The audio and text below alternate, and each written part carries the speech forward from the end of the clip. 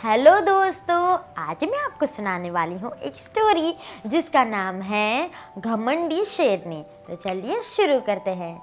एक बार की बात है, एक जंगल में एक शेरनी रहा करती थी। वो बहुत घमंडी थी, उसमें बहुत घमंड था। अगर कोई भी जानवर उसे आसपास से कहता तो वो उसे सुनती ही नहीं थी।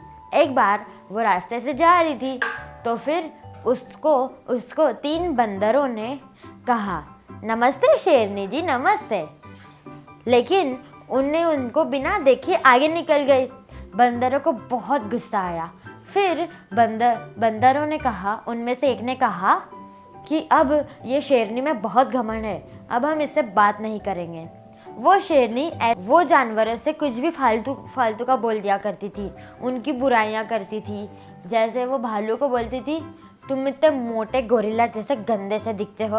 वो उनके बच्चों को कहती थी, बच्चों तुम इससे बात मत करना।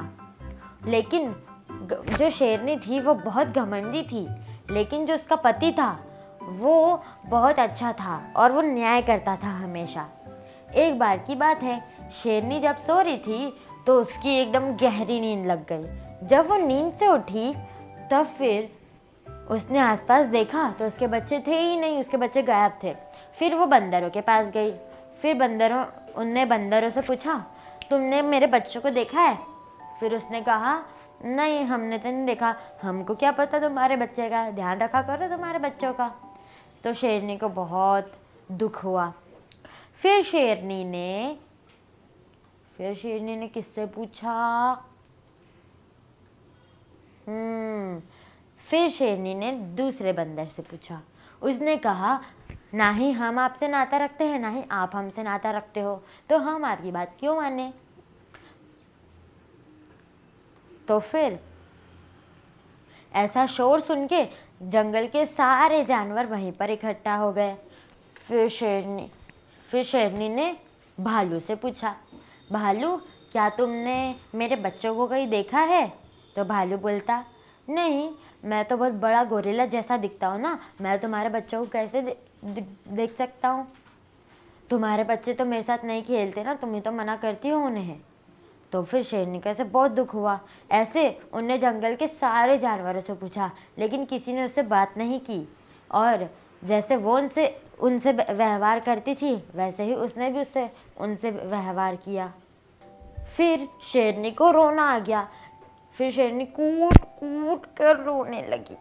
फिर थोड़ा ना जंगल के जानवरों को उस पर दया आने लगी।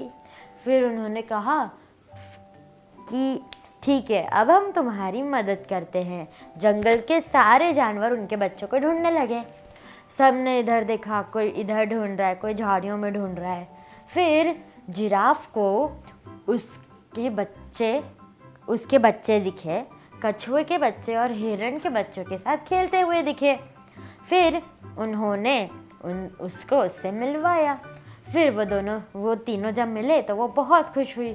उस दिन के बाद से शेरनी ने उनसे अच्छे से बात की, उनसे अच्छे से रहने लगी।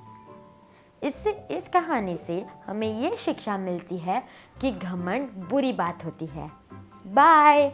ऐसे ही हमारे चैनल को लाइक कीजिए, सब्सक्राइब कीजिए और शेयर कीजिए, ताकि आप मेरी और नई नई कहानियाँ देख सकें और साथ ही साथ मेरे और फ्रेंड्स की। बाय।